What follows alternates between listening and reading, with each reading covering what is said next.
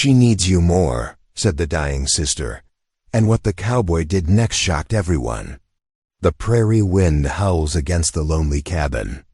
Inside, a woman's final breath leaves behind a promise too heavy for one man to carry. Her younger sister stands weeping by the bed, with nothing left but grief and a dangerous secret. The cowboy swears before God and the townsfolk to protect her, but in a land where gossip spreads faster than wildfire, that vow could ruin them both. When a hidden deed to the valley's water is revealed, the church bell tolls, jail keys rattle, and hooves thunder across the dirt streets. Whispers of her Apache blood spark fury, and powerful men plot to strip her of everything her sister left behind. He's just one man with a promise. She's just one girl with the truth. Together, they face a town ready to turn against them. Will his shocking choice keep her safe or destroy them both in the eyes of the frontier? Before we begin, I invite you to take a breath. This space is for the quiet believers. The ones who know small kindnesses can ripple into something greater. Thunder cracked overhead as Ethan Hayes urged his horse through the driving rain. Mud splattered his boots and denim, but he paid it no mind. Old Jim Turner's warning at the crossroads still rang in his ears. Annalyn was failing fast. The gelding's hooves churned the wet earth as they crested the final rise. Through sheets of rain, Ethan spotted the warm glow of lamplight in Annalyn's cabin window. His heart clenched at the sight. He'd known this day was coming, but that didn't make it any easier. Dismounting quickly, Ethan secured his horse under the lean-to and strode to the door. His knuckles had barely grazed the weathered wood when it swung open. Naomi stood there, her dark eyes wide with relief and exhaustion. "Mr. Hayes," she whispered, stepping back to let him in. "Thank the Lord you've come." The cabin's interior was warm but heavy with the weight of illness. A single lamp cast dancing shadows on the walls, and the fire crackled softly in the hearth. Ethan removed his dripping hat, running calloused fingers through his damp hair. On the bed against the far wall lay Annalyn, her face as pale as fresh cream. The illness had taken its toll, hollowing her cheeks and dulling the shine in her hair. But her eyes, when they opened at his approach, still held that gentle wisdom he'd always admired. "Ethan," she breathed, her voice barely audible above the storm outside. "You came." He knelt beside the bed, his throat tight. "Course I did, Miss Annalyn. Wouldn't be anywhere else." Naomi moved about behind them, her hands trembling as she wrung out a cool cloth. The tin basin clinked against the table, a sharp note in the hushed room.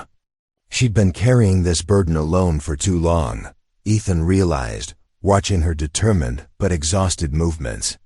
"She needs you more than I do," Annalyn whispered, drawing his attention back. Her fingers, thin and cool, sought his hand. "Now." "Miss Annalyn," he started to protest, but she wouldn't hear it. With surprising strength, she grasped his hand and reached for Naomi's, pulling them together. "Promise me, Ethan Hayes. Promise you'll watch over her." Naomi's small hand trembled in his rough grip. She stifled a sob, her other hand clutching at her sister's blanket. Ethan felt the weight of Annalyn's gaze, heavy with meaning and trust he wasn't sure he deserved. "I promise," he said finally, the words feeling like a brand upon his heart. The rain eased as the hours crawled by. They kept vigil together, Naomi singing hymns in her sweet, tired voice while Ethan stoked the fire and brought fresh water. Near midnight, Annalyn's breathing changed, growing softer and slower. "Sister," Naomi whispered, pressing close. Annalyn's face relaxed, peace settling over her features like a gentle snow. Her last breath slipped away so quietly, they might have missed it if they hadn't been watching so closely. Ethan stood slowly, his joints stiff from kneeling. With gentle reverence, he drew the blanket up over Annalyn's peaceful face. Naomi swayed. On her feet, a sound like a wounded animal escaping her throat. Before she could fall, Ethan caught her.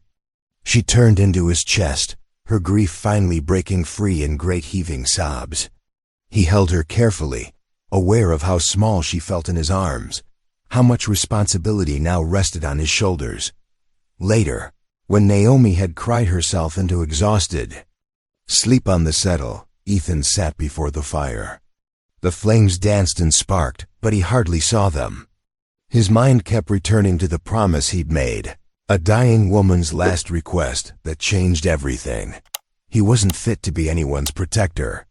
His own life was solitary by choice, his ranch barely profitable enough to support himself. But Annalyn had seen something in him, something worth trusting with her most precious responsibility. The weight of it settled around his shoulders like a heavy yoke. The night passed slowly. Ethan added logs to the fire and watched over both sisters, one in final sleep, one in restless slumber.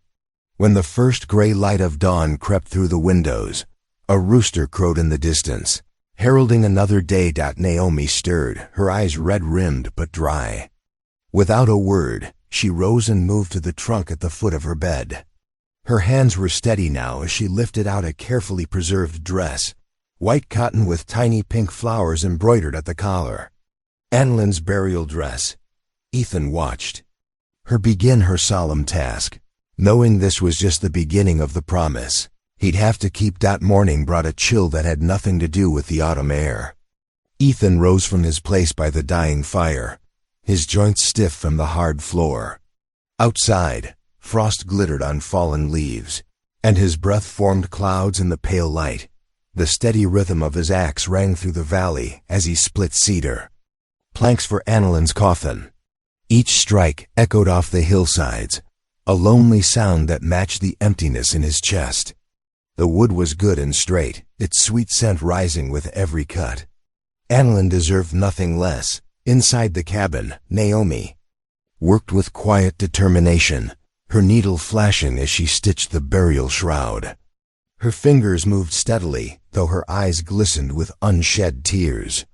The white fabric pooled around her feet like fresh snow, and the only sound was the soft whisper of thread pulling through cloth. "The thread counts even," she murmured. When Ethan brought in more wood, Annalyn always said that mattered, even in death. Everything should be done proper-like. Ethan nodded, understanding the comfort she found in such details. She was right about that. Always was about most things. By midday, neighbors began arriving in ones and twos. The Turners brought a pot of stew, and Widow Matthews carried fresh baked bread wrapped in a clean cloth. They helped carry the simple cedar coffin to the hilltop overlooking the creek, where morning glories bloomed purple against the stones. The small gathering huddled against the wind as Reverend Porter spoke words of comfort from his worn Bible. Naomi stood straight back beside the grave, her black shawl whipping in the breeze. Ethan remained close, aware of the whispers stirring behind raised hands. Poor thing, all alone now. Can't stay in that cabin by herself, wouldn't be proper. But surely Hayes isn't thinking. The whispers grew, spreading like ripples in still water. Ethan felt anger rise in his throat. These same neighbors who'd watched Annalyn waste away, who'd done nothing but bring occasional meals and sympathy, now dared to judge. Before Reverend Porter could finish his final prayer, Ethan stepped forward. His voice carried across the hilltop, firm and clear as the morning bell. "Miss Annalyn asked something of me before she passed," he announced, meeting the startled gazes of the gathered mourners. "She asked me to protect her sister, to give her a home and my word of honor. I aim to keep that promise." His hand found Naomi's shoulder, steady and sure. "No one's casting her aside. She have my protection and my roof for as long as she needs it." Gasps and murmurs rippled through the small crowd. Widow Matthews pressed her handkerchief to her mouth, while old Jim Turner nodded slowly, approval in his weathered face. Others looked away, scandalized by such a public declaration. Naomi's fingers brushed his hand, a touch light as a butterfly's wing.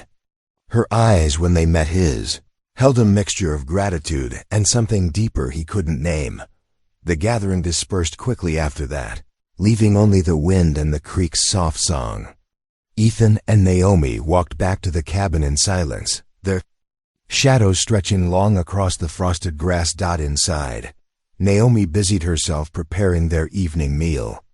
The cabin felt too quiet, too empty, but she filled it with movement, stirring the beans in their iron pot, sweeping the hearth clean of ashes, mending a tear in one of Annalyn's old aprons with tiny, careful stitches. "You don't have to keep working," Ethan said softly, watching her from his place by the fire. "It's been a long day." "I can't stop," she whispered, her needle never pausing. "If I stop," the words hung unfinished in the air between them. Ethan understood. He'd felt the same after his parents passed, that desperate need to keep moving, to outrun the grief that waited in every quiet moment. Night settled over the cabin like a heavy blanket. Ethan made up his bed near the banked fire while Naomi took her sister's cot in the corner. The familiar creaks of the cabin boards and the soft calling of night birds drifted through the darkness. "Thank you," Naomi's voice came softly through the shadows. "For what you said today. For keeping your promise to her." Ethan stared up at the ceiling, watching firelight play across the rough-hewn beams. "Get some rest, Miss Naomi. Tomorrow's soon enough to figure things out." Silence fell between them, thick with exhaustion and uncertainty about what the coming days would bring. But for now, they had shelter, warmth, and a promise to hold on to in the dark. The morning sun cast long shadows across the yard as Ethan saddled his bay horse. Naomi emerged from the cabin wearing her best calico dress, her dark hair neatly braided. They needed supplies from town, and putting it off wouldn't make the task any easier. "Here," Ethan said, offering his hands to help her mount. She settled sideways on the saddle, arranging her skirts with care. Ethan swung up behind her, keeping a respectful distance while still ensuring she was secure. The road into town wound past golden meadows and scattered homesteads. Naomi sat straight-backed and silent, her hands folded in her lap. As they approached the town's main street, heads turned and conversations stopped. Ethan felt Naomi tense but admired how she kept her chin lifted, meeting the stares with quiet dignity. Outside the mercantile, two women in their Sunday best paused their sweeping to whisper behind raised hands. Ethan helped Naomi down, pretending not to notice how the women's eyes followed them up the wooden steps. The store bell jangled as they entered. Mr. Webster, the shopkeeper, nodded cautiously from behind his counter. "Mr. Hayes, miss," he trailed off, uncertain how to address Naomi now that Annalyn was gone. "We need supplies," Ethan said firmly, pulling out his list. "Coffee, sugar, flour, the usual." As Mr. Webster gathered their items, the bank's door across the street opened. Mr. Carroway emerged, his suit pristine despite the dusty street. He crossed over, boots clicking on the wooden sidewalk, and entered the store. "Mr. Hayes," he said coolly, adjusting his gold watch chain. His eyes slid to Naomi and narrowed. "I trust you're aware of the complicated situation regarding the young lady's presence in our valley." Ethan's jaw tightened. "Nothing complicated about it, Mr. Carroway. She's under my protection now, indeed." Carroway's smile didn't reach his eyes, though some might question the propriety. "And there are certain documentation issues regarding property rights that need addressing." "The cabin was Annalyn's free and clear," Naomi spoke up softly. "Was it?" Carroway's voice dripped false concern. "Records can be so confusing sometimes." "Good day to you both." He tipped his hat and left, the bell chiming behind him, outside. The two women who had been sweeping stood closer now, their voices carrying clearly through the open door. "Just look at those features," one muttered. "Dark as dried tobacco." "Too much like her Apache kin to ignore." "Shame about her sister hiding it all these years," the other added. "But blood will tell." Naomi's hands trembled as she touched the leather purse containing their money. Ethan stepped closer, placing a protective hand on her shoulder. The women scattered like startled hens. The ride home was quiet until they crossed the creek near Annalyn's cabin. Naomi's voice, when it came, was barely above a whisper. Annalyn tried so hard to protect me. She learned to speak proper, to dress right, to fit in. But she couldn't change what shows in my face. She touched her cheek softly. Our mother was Apache. She died when I was small, but I remember her songs, her stories. Annalyn thought if we never spoke of it, people might forget, but they never did. Ethan guided his horse around a bend in the trail, considering his words carefully. Some folks need someone to look down on, makes them feel bigger themselves. Ain't right, but that's how they are. Does it trouble you? She asked quietly. Knowing what I am, what troubles me is knowing how folks'll treat you for it. The rest don't matter none to me. They reached the cabin as evening painted the sky in shades of purple and gold.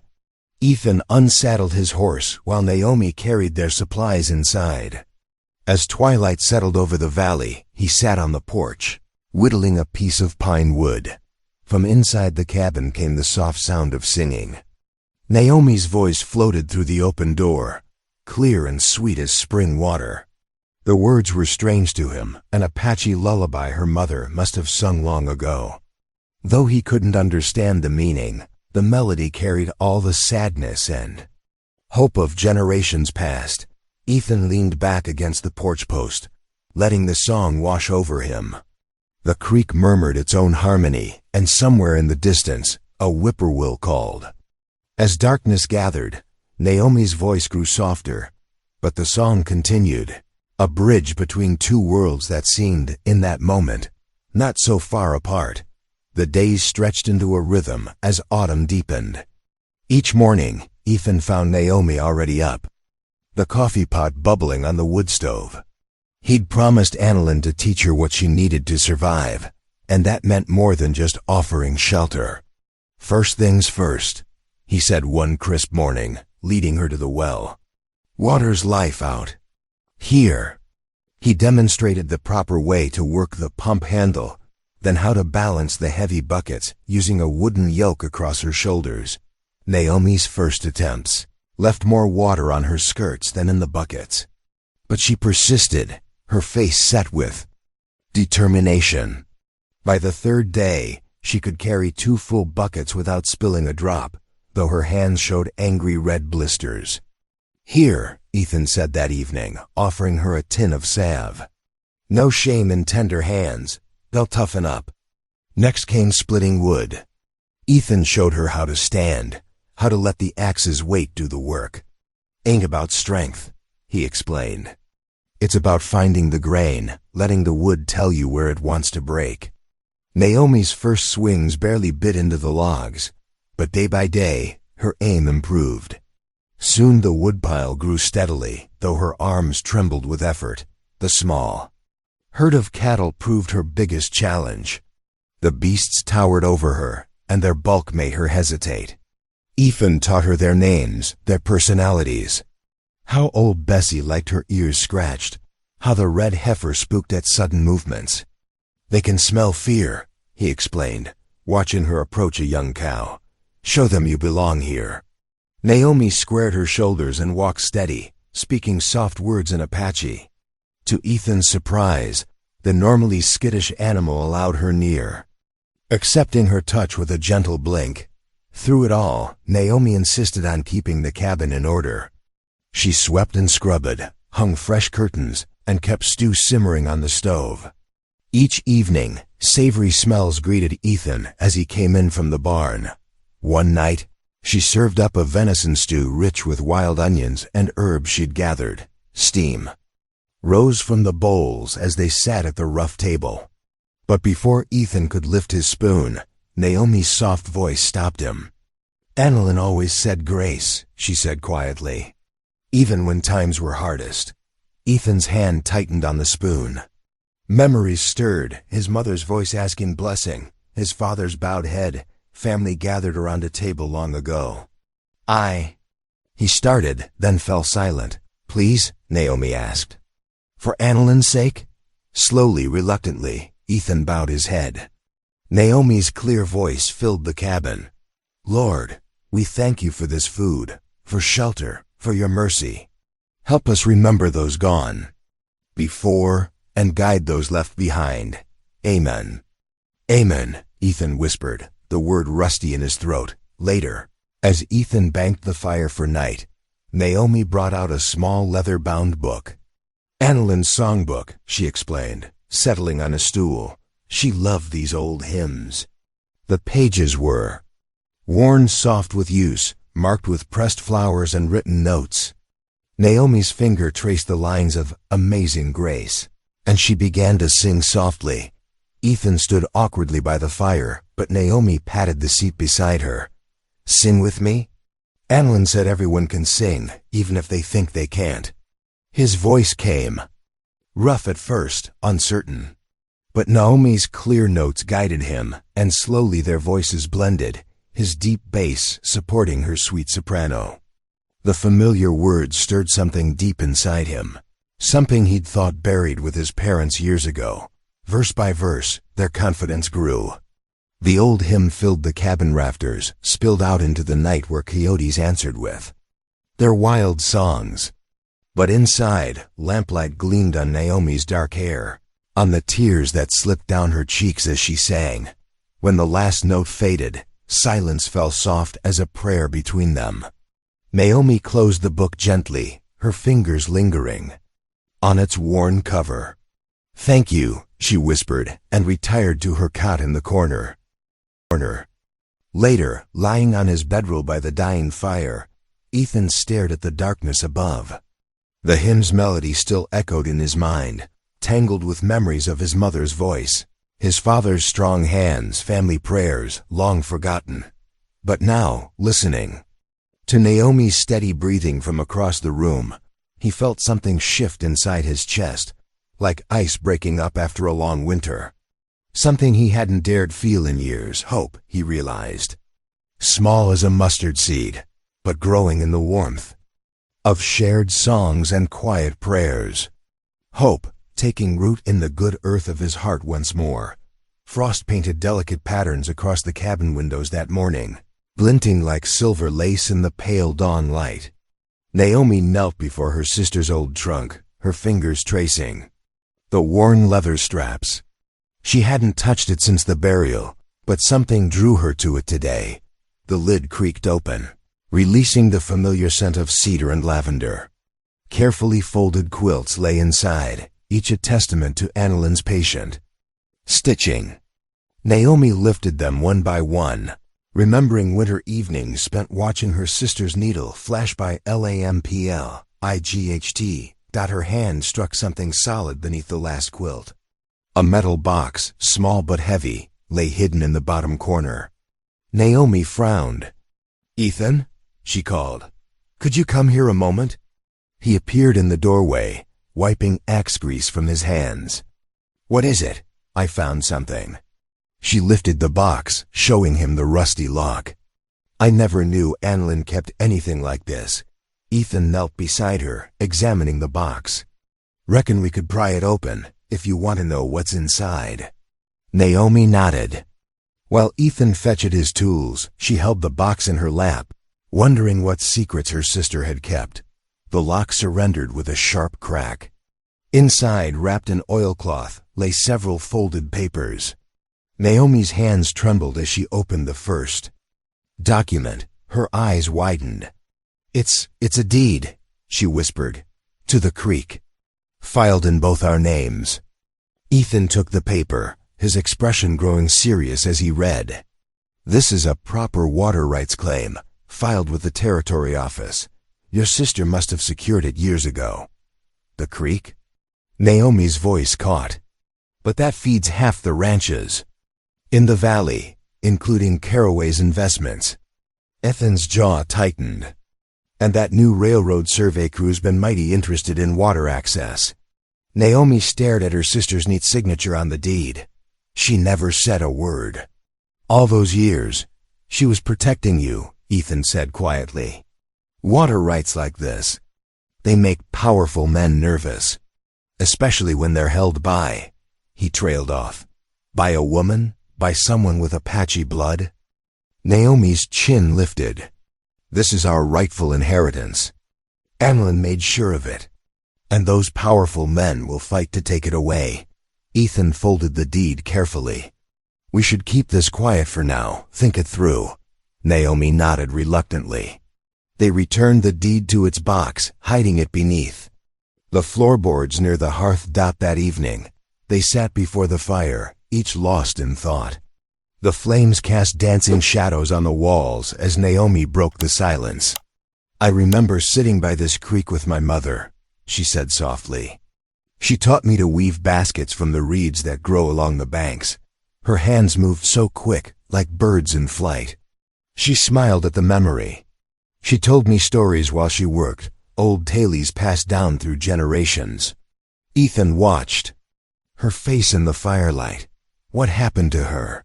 Fever when I was 10. Naomi's fingers twisted in her skirt. Annalyn raised me after that. She always told me to be strong, to remember who I am. She looked up at Ethan. What about your family? He stared into the flames. Lost them both to fever too. I was 17. Had big dreams back then, wanted a family of my own someday. But after they died, he shrugged, seemed safer to be alone. Naomi's hand found his in the shadows between their chairs. Maybe God is giving you one again, she whispered. The fire crackled in the silence that followed. Ethan's rough hand tightened around her smaller one, and neither pulled away. Outside, an owl called into the darkness. Inside the cabin, something shifted, like a key turning in a long rusted lock. Opening doors both had thought forever closed. The Sunday morning sun cast long shadows across the dirt road as Ethan's wagon rolled toward town. Naomi sat beside him, wearing Annalyn's best blue dress, her hands folded carefully in her lap. The fabric still held traces of her sister's lavender sachet. You sure about this? Ethan asked, his voice gruff with concern. He'd argued against attending church, knowing how tongues would wag. Yes, Naomi replied simply. Annalyn never let fear keep her from worship. Neither will I. The wagon wheels creaked as they approached the white-painted church. Already, clusters of townspeople gathered on the steps, their conversations falling silent as Ethan helped Naomi down. She kept her chin high, though her fingers trembled slightly on his arm. Inside, the sanctuary smelled of pine wood and beeswax. Sunlight streamed through tall windows, catching dust motes in golden shafts. Naomi led them to a pew near the middle. Ignoring the whispers that followed like autumn leaves in their wake, Pastor Whitfield stood at the pulpit, his weathered face kind as he nodded to them. When the organ began playing, Naomi's clear voice rose with the familiar hymn. After a moment's hesitation, Ethan joined in, his deep bass surprising them both. The sermon that morning seemed meant just for them. Pastor Whitfield spoke of justice, tempered with mercy, of standing firm in truth while extending grace to others. His words rang through the wooden rafters. The Lord requires us to do justly, love mercy, and walk humbly with our God. Naomi's hand found the folded deed in her pocket. Each word strengthened her resolve, like rain on parched earth. Beside her, Ethan sat straight-backed, his presence solid as an oak. When the final hymn faded, the congregation spilled out into the churchyard.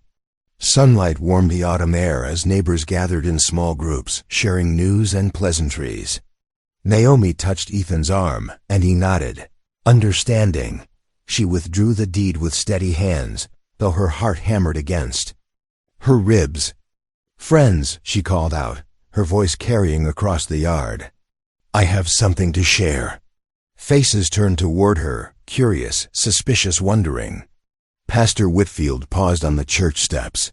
Watching intently, Naomi unfolded the document, its official seal gleaming in the sunlight. This is a legal deed to Thunder Creek, she announced, filed in both my name and my sister Annalyn's. The water rights are ours, secured through proper channels with the territory office. A collective gasp rippled through the crowd. Several ranchers pushed forward, eyes wide with recognition of what this meant. Well, I'll be, old Jim Mackenzie exclaimed. That means our grazing rights are secure. No railroad can cut us off. Others nodded, hope dawning on their faces. But darker murmurs threaded through the crowd like poison. Half-blood girl, thinking she can own good Christian water, someone spat. Getting mighty uppity since her sister passed, another voice added. Ethan stepped forward, his shadow falling protective across Naomi. She drew strength from his presence, keeping her voice steady. This creek has sustained all our families, she continued. My sister ensured it would continue to do so. I intend to honor her wisdom. More ranchers moved to stand near them, including some who had previously kept their distance. They understood what secure water rights meant for their futures. Pastor Whitfield's voice cut through the muttering.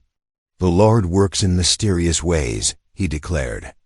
Perhaps he has chosen an unexpected vessel to preserve this valley's blessing. The moment stretched like sun-warmed honey. For the first time since Annalyn's death, Naomi felt something beyond grief. Pride, purpose, belonging. The ride home seemed lighter somehow. Stars began appearing in the darkening sky as their wagon wound along the creek road. Naomi hummed one of the morning's hymns, and a rare chuckle escaped Ethan's throat. Never thought I'd see Jim Mackenzie smile at you like that, he said. Naomi laughed softly.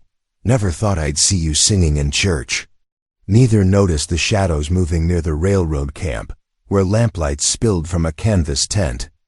Inside, Mr. Carroway bent over a rough wooden table, his face tight with anger as he conferred with two surveyors. That deed cannot stand, he hissed. The girl will have to be convinced to surrender it before the whole valley rallies behind her. The surveyors nodded, their expressions grim in the lamplight. But up on the road, Naomi's hymn still floated on the evening air, carrying all the hope and courage of that momentous Sunday across the peaceful valley. The week dawned bright with possibility, like spring coming early to the valley. Morning frost glittered on fence posts as Ethan and Naomi worked side by side, their breath clouding in the crisp air. Ethan watched in quiet amazement as Naomi matched him post for post, her small hands growing calloused but never complaining. "Hand me that wire," she called, balancing on the lower rail. Her dark hair escaped its braid, catching sunlight as she worked. Ethan passed the coil up, noting how naturally she took to ranch work. Together they cleared brush, their shoulders brushing as they dragged branches to the burn pile. The physical labor seemed to ease her grief, bringing color to her cheeks. Near midday, Naomi disappeared into the barn, emerging astride Ethan's buckskin mare bareback. What in tarnation? Ethan started forward, alarmed. But Naomi just laughed, a sound of pure joy that stopped him in his tracks. She urged the horse forward, her body moving in perfect rhythm as they crossed the meadow. Her skirts billowed like wings, and that laugh it struck something deep in Ethan's chest, awakening memories of simpler days when he too had ridden just for the pleasure of speed and wind. "My mother taught me," she called over her shoulder. Circling back, she said Apache children learn to ride before they walk. Ethan found himself smiling, really smiling, for the first time in years. That evening, they lingered over supper, the cabin warm with lamplight and the smell of fresh cornbread. Coffee steamed in their cups as they talked easily about the day's work, about memories of their families, about nothing at all. Naomi's eyes sparkled as she described her mother's stories of desert nights and star patterns. Ethan felt words rising. In his throat, dangerous words about how right it felt. Her presence here, how seeing her smile made his heart lighter than air. But propriety held his tongue. He was her protector, nothing more. He couldn't risk compromising her reputation further.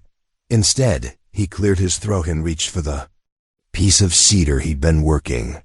His knife moved steadily, shaping the wood into a cross for Annalyn's grave. Across the table, Naomi bent over her sewing, the lamp casting a gentle glow on her features. The quiet between them felt comfortable, like a warm blanket on a cold night. When the cross was finished, they walked together up the hill where Annalyn rested. Stars pricked through the darkening sky as Ethan planted the cedar marker firmly in the soil. Naomi's fingers traced the simple carving of her sister's name. "Thank you," she whispered, her voice thick with emotion, "for keeping your promise to her, for everything." Ethan bowed his head, and together they prayed for Annalyn's peace, for guidance, for strength. Their words mingled in the evening air, rising like smoke to heaven. Standing there, shoulder to shoulder in the gathering dusk, Ethan felt something settle in his soul. Whatever came, they would face it together, but dawn brought betrayal with the sun. Ethan was checking the chicken coop when he heard hoofbeats in the yard. Deputy Morris sat straight in his saddle, his face grave beneath his hat brim. Two other riders flanked him, hands resting too casually on their gun belts. "Ethan." The deputy nodded. "Miss Naomi about?" She appeared in the cabin doorway, wiping her hands on her apron. "I'm here, deputy. Got a warrant here." Morris produced a paper. "You're accused of attempting to defraud the territory with false documents regarding them water rights." "What?" Ethan strode forward, fury rising in his throat. "That's nonsense." "But—" The deputy was already dismounting, iron shackles glinting in his hand. "I'm sorry, miss. You'll have to come with us." "This is Caraway's doing," Ethan snarled. His hand twitched toward his gun, but Naomi's quiet voice stopped him. "Don't, Ethan. Violence won't help." She held out her wrists, chin high despite her trembling lips. The shackles closed with a cruel click that echoed across the yard. As they led her to a waiting wagon, Ethan saw movement on the road. Townspeople gathered at a distance, the same ones who had cheered her courage at church. Now they stood silent, averting their eyes as Naomi was helped onto the wagon bed. Ethan's jaw clenched so tight his teeth. He watched helplessly as the wagon rolled away, carrying Naomi toward town and whatever justice or injustice awaited her there. The morning sun seemed colder now, mocking the hope they'd shared just hours before. But the fury in Ethan's heart burned hot enough to warm the whole valley. They would not take her without a fight. Not while he drew breath. Ethan rode beside the wagon, his horse matching its slow pace through the dusty streets. His eyes never left Naomi, who sat straight back despite the iron shackles weighing down her wrists. Townsfolk peered through windows and gathered on porches, their whispers carrying on the autumn wind. The wooden wheels creaked as they approached the jailhouse. Naomi's face remained composed, but Ethan caught the flicker of fear in her dark eyes when she glanced at the barred windows. His chest tightened with helpless anger. Sheriff Gaines met them at the door, his weathered face drawn with discomfort. "Miss Naomi," he said, removing his hat. "I sure wish we weren't meeting like this." "As do I, Sheriff," Naomi replied softly, allowing Deputy Morris to help her down from the wagon. Inside, lamplight cast long shadows across the worn floorboards. The cell door squealed on its hinges, a harsh sound that made Ethan's jaw clench. "Judge Hollister's orders," Gaines explained, fumbling with his key ring. "Got to hold you here while he reviews Mr. Caraway's claim. Seems he's produced some kind of superseding deed to them water rights." "Superseding deed?" Ethan stepped forward, his spurs jingling sharply against the wooden floor. "I want to see this so-called proof." The sheriff shrugged, his badge catching the lamplight. "Ain't my place to question the judge's orders, Ethan. You know that." "The law is the law," Deputy Morris added from the doorway. Ethan watched helplessly as Naomi stepped into the cell. The lock clicked with terrible finality. "I'll fetch you some water," Gaines offered, his kind tone at odds with his actions. "Maybe something to eat." Outside, more whispers floated through the barred window. "Heard she forged them papers. Apache. Blood showing true. Always knew that girl was trouble." Each word struck Ethan like a physical blow. He gripped the iron bars until his knuckles whitened, wishing he could shield Naomi from the cruel gossip. The afternoon crawled by. Ethan secured a room at the nearby bunkhouse, then gathered supplies from the general store. The shopkeeper's wife refused to meet his eyes as she wrapped bread and cheese in brown paper dot as evening settled over the town. Ethan returned to the jail. Sheriff Gaines nodded tiredly and led him through to Naomi's cell. She sat on the narrow cot, her hands folded in her lap, looking smaller somehow in the confined space. "Brought you some things," Ethan said gruffly, passing a wool blanket and the wrapped food through the bars. "Nights get cold in here." "You shouldn't have," Naomi whispered. "You've done too much already." She stood and came to the bars, her fingers brushing his as she took the offerings. Perhaps it would be better if you let me go. I've caused nothing but trouble since Annalyn." Her voice broke. Ethan reached through the bars and caught her hands in his, the iron shackles cold against his skin. "Now you listen here," he said fiercely. "I made a promise to your sister and to myself. I ain't abandoning you, not now, not ever." The lantern flame wavered, sending shadows dancing across Naomi's face. A tear slipped down her cheek as she met his gaze. "She needs you more," Naomi whispered, echoing Annalyn's final words. The simple phrase hit Ethan like a blow to the chest. His own eyes burned as he tightened his grip on her hands. All the emotions he'd been fighting, tenderness, fear, fierce protectiveness, welled up inside him. "I'll find a way," he promised. "Whatever it takes, I'll get you free." Sheriff Gaines cleared his throat from the doorway. "Time's up, Ethan. Gotta lock up for the night." Reluctantly, Ethan released Naomi's hands. She wrapped the blanket around her shoulders, managing a small smile. "Thank you," she murmured, "for everything." The walk to the bunkhouse seemed longer in the gathering dark. Ethan's boots echoed on the wooden sidewalk, each step heavy with worry. Inside his sparse room, he stretched out on the narrow bed, fully clothed, and stared at the rough-hewn rafters overhead. Sleep eluded him. His mind raced with possibilities and fears. The thought of Naomi alone in that cell made his heart ache. The memory of her fear, carefully hidden but visible in her eyes, haunted him. He had to act and soon or risk losing her forever. But as he lay there in the darkness, Ethan realized something else. This wasn't just about keeping a promise anymore. Somewhere between shared meals and hymns, between mending fences and quiet evenings, Naomi had become more than just Annalyn's sister. She had become his hope, his future, his chance at the family he thought forever lost. He would not let that slip away without a fight. Dawn painted the sky in pale gold as Ethan mounted his horse outside the bunkhouse. His jaw was set with determination. His plan clear. Gathering witnesses wouldn't be easy, but it was Naomi's best hope. His first stop was old Mr. Latham's ranch. The weathered gate creaked as Ethan rode through, stirring chickens from their morning pecking. Latham sat in his usual spot on the porch, a tin cup of coffee warming his gnarled hands. "Figured you'd come," Latham called out, his voice rough, but friendly. "Heard about the girl."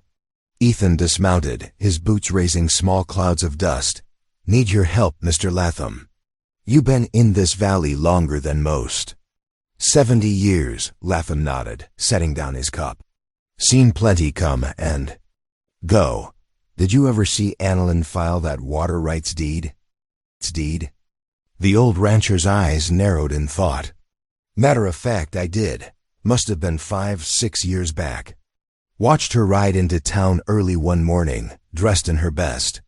She was nervous-like, kept smoothing her skirts while waiting at the clerk's office." Hope flickered in Ethan's chest. "You'd testify to that?" "Son, at my age, ain't much point in being anything but honest." Latham leaned forward, his chair creaking. "That deed's legitimate as sunrise. I'll swear to it before any judge." Ethan touched his hat brim in thanks, then mounted up. The sun climbed higher as he rode toward the reservation line, where pine forests gave way to open meadows. He found the Apache elder, tending horses in a small corral. The older man's face remained impassive as Ethan explained his mission. Only his eyes showed interest, dark and knowing beneath silver hair. "I remember their mother," he said finally, his voice measured and deep. "She was daughter to Walking Bear's sister. The creek you speak of, our people camped there for generations before treaties moved us. Will you speak for Naomi?" Ethan asked. "Tell the court of her rightful blood claim?" She studied him for a long moment. "White courts have never favored our words," he gestured to the distant mountains. "But that girl carries our stories in her heart. For her mother's memory, I will speak." Meanwhile, in town, Naomi endured a different kind of trial. Women from church visited, their sympathy barely masking their judgment. They clucked their tongues and whispered behind their hands about poor, misguided girls and savage blood. But not everyone brought poison. Pastor Whitfield arrived in the afternoon, his Bible tucked under one arm. He pulled up a chair near the cell, his kind face serious but gentle. "The Lord tests the righteous," he read softly, "but his soul hates the wicked and the one who loves violence." Naomi gripped the iron bars, drawing strength from the familiar words. "I'm afraid, Pastor." "Fear not," he replied, reaching through to pat her hand. "Truth has a way of coming to light. Keep faith, child." The sun was setting when Ethan finally returned, trail dust coating his clothes and hat. His eyes brightened at the sight of Naomi, still standing tall despite her circumstances. "Got witnesses," he said quietly, moving close to the bars. "Latham remembers Annalyn filing the deed. And see, he knew your mother, confirms your claim through blood." Naomi's fingers found his through the bars. "You did all that? For me?" Their eyes met in the fading light. Something deeper than gratitude passed between them, something neither dared name yet, but both felt stirring in their hearts. The moment broke when boots scraped on wooden floorboards. Caraway appeared in the doorway, his fancy suit out of place in the humble jail. "A word, Hayes," he said smoothly. "Outside." Ethan squeezed Naomi's hand once before following the banker into the street. Lamplight from the saloon spilled across the dusty road as Caraway turned to face him.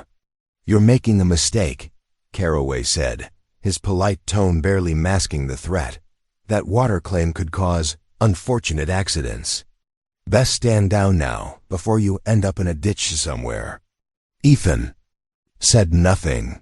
He simply adjusted his hat, touched the brim, and walked away. Each step rang with purpose on the wooden sidewalk. Caraway's threat hadn't weakened his resolve, it had strengthened it. The banker's words echoed in his mind as he crossed to the bunkhouse. End up in a ditch? So be it. He'd promised to protect Naomi, and no amount of threats would turn him from that path. The truth would come out, no matter the cost. Word spread through town like wildfire. Judge Harrison would hear Naomi's case in 3 days' time. The news stirred both hope and hatred in equal measure. Some folks whispered prayers for justice, while others muttered darkly about outsiders getting above their station. Ethan hadn't slept in his own bed since Naomi's arrest. Each night, he unrolled his bedroll behind the jail, close enough to hear if trouble stirred. Sheriff Gaines turned a blind eye to his presence, perhaps understanding that some promises run deeper than law. The evening air carried a bitter chill as Ethan slipped through the jail's back door, nodding to the deputy on duty. In his arms, he cradled a cloth-wrapped bundle of fresh bread, dried beef, and a jar of preserved peaches he'd been saving. "You shouldn't keep bringing me extra food," Naomi said softly, though her eyes brightened at the sight of him. The tin lamp cast shadows through the cell bars, catching the copper highlights in her dark hair. Ethan passed the bundle through. "Need to keep your strength up." He glanced around, then lowered his voice. "I'm riding out at first light tomorrow. Taking the lockbox and statements to Judge Harrison myself." Naomi's hands froze on the cloth wrapping. "No, it's too dangerous." "Caraway's men," she gripped the bars. "They'll try to stop you. Let them try." Ethan's voice was quiet but iron-hard. His calloused fingers brushed hers. "I made a promise, Naomi, to your sister and to you." Ethan, her eyes filled with tears she refused to let fall. "Get some rest," he said gently. "I'll see you soon." Later. That night, Naomi knelt beside her narrow cot, hands clasped in prayer. Moonlight filtered through the barred window, painting silver stripes across the rough floorboards. "Lord," she whispered, "watch over him. Keep him safe on the trail." Her voice caught. "Please don't let me lose him too." Outside, Ethan sat with his back against the jail's wooden wall, methodically working his whetstone along his knife blade. The familiar rhythm steadied his thoughts as he planned the next day's ride. The route to the county seat wound through narrow canyons, perfect places for an ambush. He checked his revolver next, cleaning each chamber with care. 6 shots. He prayed he wouldn't need them, but Caraway's threat about ditches rang clear. In his memory, the banker hadn't built his empire by playing fair. The hours crept past like molasses. When the first hint of dawn touched the eastern sky, Ethan was already at the livery stable, saddling his bay gelding. He worked by lantern light, checking each strap twice. The lockbox and signed affidavits were wrapped carefully in oilcloth, tucked deep in his saddlebags where rain couldn't reach them. His horse shifted restlessly, sensing his tension. Ethan patted the animal's neck, murmuring soft words of reassurance. They'd covered many miles together. Today might be their most important ride, yet as pale light crept over the town, Ethan led his horse down the quiet street. Most windows were still dark, though smoke already curled from the bakery chimney. He paused near the jail, looking up at Naomi's window. She stood at the bars, one hand pressed against the glass. Even from below, he could see her lips moving in what looked like a hymn, the same one they'd sung together that evening by the fire, before everything changed. Her quiet faith moved something deep in his chest. Ethan touched his hat brim in silent farewell, then swung into the saddle. The morning air bit cold and sharp as he turned his horse toward the county road. Behind him, the town seemed to hold its collective breath. Some folks peered from windows, others stood openly in doorways, watching him ride out. Dust puffed beneath his horse's hooves as they picked up speed. The familiar weight of his revolver rode at his hip, the wrapped documents pressed against his leg through the saddlebag leather. In his mind echoed Annalyn's last words, "She needs you more," and his own reply to Naomi, "I made a promise." The sun climbed higher as horse and rider disappeared down the trail, leaving only hanging dust and unanswered prayers behind. Naomi's hymn followed him on the wind, a reminder of what he rode to protect, what he'd risk everything to defend. The sun climbed high as Ethan guided his bay gelding along the rough trail toward the county seat. Dust coated his throat, but he refused to slow their pace. Every hour counted now. He paused only briefly at clear-running streams, letting his horse drink deep while scanning the surrounding hills. The canyon pass loomed ahead as afternoon shadows lengthened. Steep walls of weathered rock rose on both sides, creating a natural bottleneck. Ethan's neck prickled. The perfect spot for an ambush. He checked his revolver, then urged his mount forward. The horse's hooves clicked against loose stone, echoing off the canyon walls. Halfway through the pass, a pebble clattered down from above. The first shot cracked like thunder. Ethan threw himself from the saddle as 3 riders emerged from behind boulders. His horse reared but stayed close, trained not to bolt. Taking cover behind a thick rock outcropping, Ethan drew his Colt. "Hand over them papers," one man shouted. "Mr. Caraway says they ain't worth dying for." Ethan's answer came in the form of carefully aimed lead. His first shot caught the nearest rider in the shoulder, spinning him backward with a cry of pain. The others returned fire, bullets sparking off stone near Ethan's head. The canyon filled with gunsmoke and the sharp report of single-action revolvers.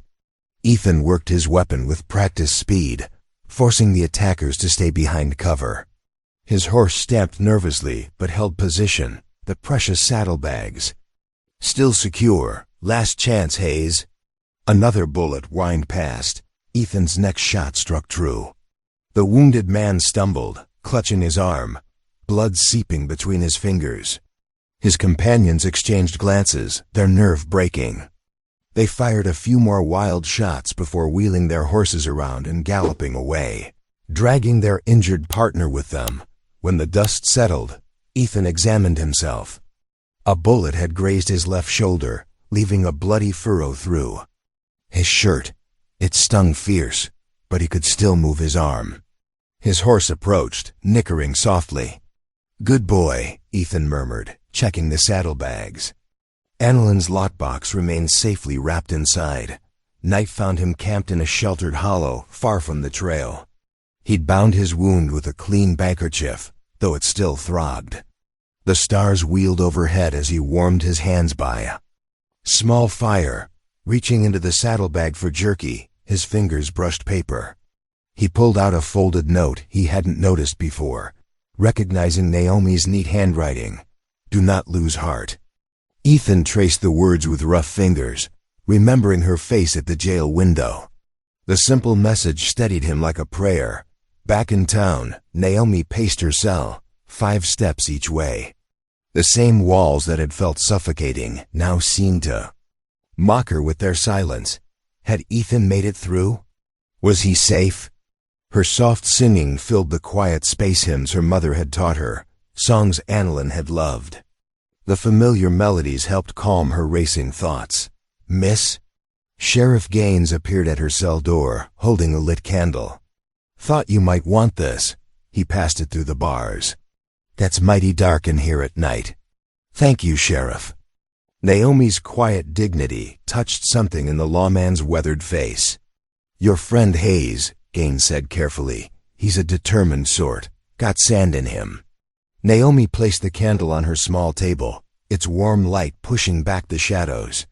"He made a promise." After the sheriff's boots retreated down the hall, Naomi knelt beside her cot. "Lord," she prayed aloud, "wherever Ethan is tonight, keep him in your care. Guide him safe through darkness." She had no way of knowing about the ambush, couldn't see Ethan riding beneath the same stars she glimpsed through her window. But her prayers rose like incense into the night sky. Miles away, Ethan pressed on through moonlit country. His shoulder ached, but determination burned brighter than pain. Annalyn's lockbox rode secure against his saddle, each hoofbeat bringing him closer to justice and to the woman who waited behind iron bars. Singing hymns into the darkness, his horse's steady rhythm matched the beat of his heart, carrying him forward through the silver-washed night. He thought of Naomi's note, tucked safe in his shirt pocket. "Do not lose heart." Simple words that carried the weight of promise, of faith, of something deeper neither of them had dared to name. The moon sailed high, casting his shadow long across the empty trail. Somewhere ahead lay the county seat and the judge who would hear their case. Ethan adjusted his hat, grimaced at the pull of his wound, and rode on. Dawn painted the county seat's weathered buildings in soft gold as Ethan rode down the main street. His wounded shoulder throbbed, and 3 days of hard riding showed in the dust coating his clothes. The bay gelding moved with weary steps, foam flecking its neck.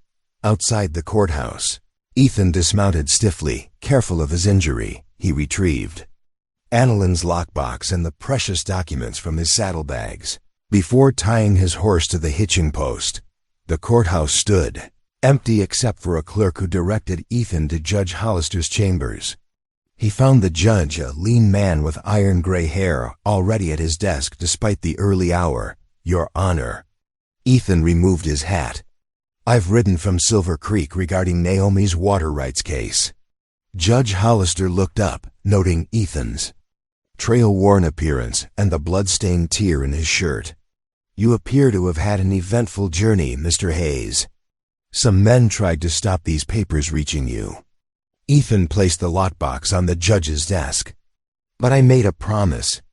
The judge's eyebrows rose as he examined the contents.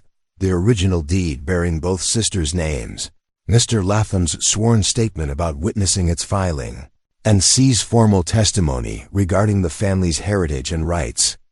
"Tell me about the accused," Hollister said, studying the documents. "This Naomi, why risk your life for her claim?" Ethan stood straighter despite his exhaustion. "She's a woman of rare courage, Your Honor. Works from sunrise to sunset. Treats everyone with kindness, even those who scorn her. Her sister Annalyn taught school here for 15 years before passing. They kept their Apache blood quiet to avoid trouble, but they never lied about it. And your interest in this matter? I gave my word to a dying woman that I'd protect her sister." Ethan's voice grew quiet. "Naomi deserves justice, not jail. That creek's been their family's lifeblood for generations. The banker's claim is built on lies." Judge Hollister steepled his fingers, considering. "You speak with conviction, Mr. Hayes. And these witness statements," he tapped the papers, "they paint a clear picture of prior rights and heritage." The judge rose, gathering the documents. "I'll ride back with you today. This matter requires my personal attention." Relief flooded through Ethan. "Thank you, Your Honor." Meanwhile, back in Silver Creek, Naomi huddled on her narrow cot as angry voices filtered through the jailhouse walls. A crowd had gathered outside, demanding the sheriff do something about the troublemaker. "Run her out of the valley. Can't have her kind stirring up problems." Sheriff Gaines stood firm at his desk, though worry creased his weathered face. "The law says she stays put until we hear from the judge." Naomi pressed her hands together, praying silently. 4 days had passed since Ethan rode out. Her faith wavered with each sunset that brought no word of his fate.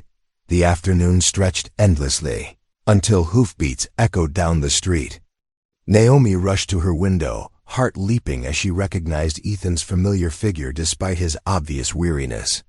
Beside him rode a distinguished-looking man she guessed must be the judge. The crowd outside fell silent as the two men dismounted. Ethan's eyes found her window, and he touched the brim of his hat in greeting. "You came back," Naomi whispered, gripping the iron bars. Though exhaustion lined his face, Ethan's smile reached his eyes. "Made a promise, didn't I?" Judge Hollister's presence sent ripples through the townsfolk. They scattered to spread the news. The county judge himself would hear the case tomorrow. Sheriff Gaines straightened his vest, suddenly conscious of his oath. "Dusty office, Your Honor," the sheriff nodded respectfully. "We weren't expecting. Clearly not." Hollister's sharp gaze took in the angry crowd dispersing outside.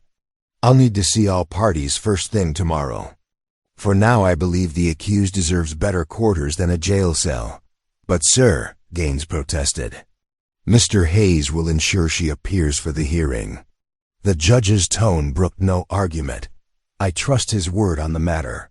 As Gaines unlocked her cell, Naomi stepped out with quiet dignity. Her eyes met Ethan's, seeing the bandage on his shoulder, the fatigue in his stance, the relief in his face.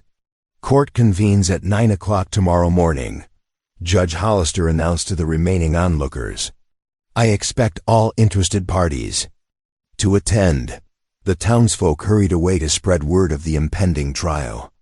Tomorrow would decide the fate of Silver Creek's water rights, and the future of the woman who claimed them. Morning sunlight filtered through the church's stained glass windows, casting colored shadows across the packed pews. The entire town of Silver Creek had squeezed into the small sanctuary, their whispers echoing off wooden walls. Judge Hollister sat behind a makeshift bench at the pulpit, his presence transforming the sacred space into an impromptu courtroom. The crowd fell silent as Sheriff Gaines led Naomi down the center aisle. Iron chains clinked with each step, but she held her head high. Her simple blue dress, the one she had worn to announce her claim, seemed a deliberate choice. Ethan, seated in the front pew, clenched his jaw at the sight of the shackles. "Mr. Carraway rose from his seat, adjusting his vest with practiced smugness. His polished boots clicked against the floorboards as he strode to stand before the judge. From his leather portfolio, he withdrew a crisp document. "Your Honor," Carraway's voice rang out, "I present the original deed to Silver Creek's water. Rights, properly filed and notarized." He placed the paper on the judge's temporary desk with a flourish. Judge Hollister examined it carefully, his expression neutral. "Mr. Hayes?" Ethan stood, Annalyn's weathered lockbox in his hands. The metal hinges creaked as he opened it, removing the yellowed deed within. "Your Honor, this claim was filed by Annalyn 5 years ago, bearing both sisters' names." "Mr. Latham witnessed its recording." The old rancher rose slowly from his seat, arthritis making his movements stiff. "That's right, Your Honor. I was there that day. Remember it clear as sunrise. Annalyn wanted everything proper and legal for her sister's future." A murmur rippled through the congregation. Judge Hollister compared the documents side by side.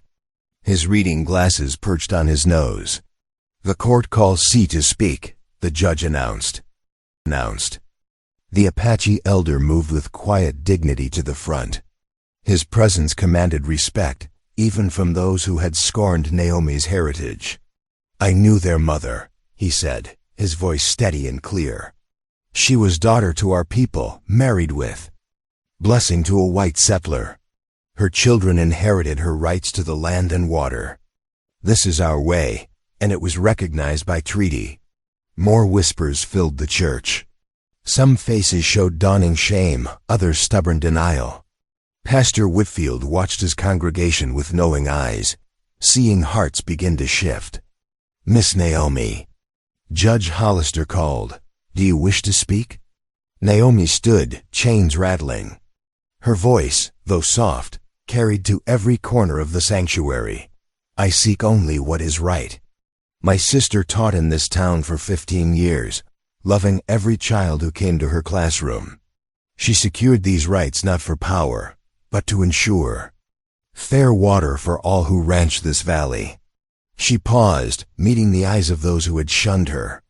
"I wish to honor her faith in people's goodness, to share the creek's blessing as she intended." Sunlight streamed through the windows, catching the tears on her cheeks. Even her critics shifted uncomfortably in their seats. Judge Hollister removed his glasses, surveying the crowded church. "Having examined all evidence and testimony, this court finds the following. The deed presented by Mr. Carraway shows clear signs of forgery. The authentic claim filed by Annalyn, witnessed and recorded, stands valid. Furthermore, the sisters' heritage and rights are well established by multiple witnesses." He lifted his gavel. "This court declares Naomi innocent of all charges. The water rights to Silver Creek are hereby confirmed in her name, as inherited from her sister Annalyn. The fraudulent claim is void." The gavel struck wood with finality. For a moment, silence held. Then cheers erupted from the ranchers who had supported her. Others sat stunned, their prejudices crumbling in the face of justice. Carraway's face flushed dark red. He snatched up his papers and stormed down the aisle, the door slamming behind him. Sheriff Gaines stepped forward with his keys. The chains fell away from Naomi's wrists, leaving red marks that Ethan noticed with clenched fists. He moved to her side, supporting her elbow as she swayed with relief. "Let us pray." Pastor Whitfield's voice cut through the commotion. The congregation bowed their heads out of habit, though many peeked at Naomi through lowered lashes. "Lord, grant us wisdom to see past our fears, courage to embrace our neighbors, and grace to heal these wounds. Guide us toward reconciliation and true community. Amen." "Amen," echoed through the church. Some voices stronger than others. Naomi and Ethan walked together down the aisle, past downturned faces and congratulatory smiles alike. They emerged into bright sunlight as clouds parted overhead, the mornings, shadows giving way to clear light. The chains that had bound her lay discarded on the church steps, while ahead stretched the path toward home and hope. Autumn winds swept across Silver Creek Valley, carrying the scent of wood smoke and late blooming sage. In the days following the trial, change crept through town like morning sunlight, gradual but unstoppable.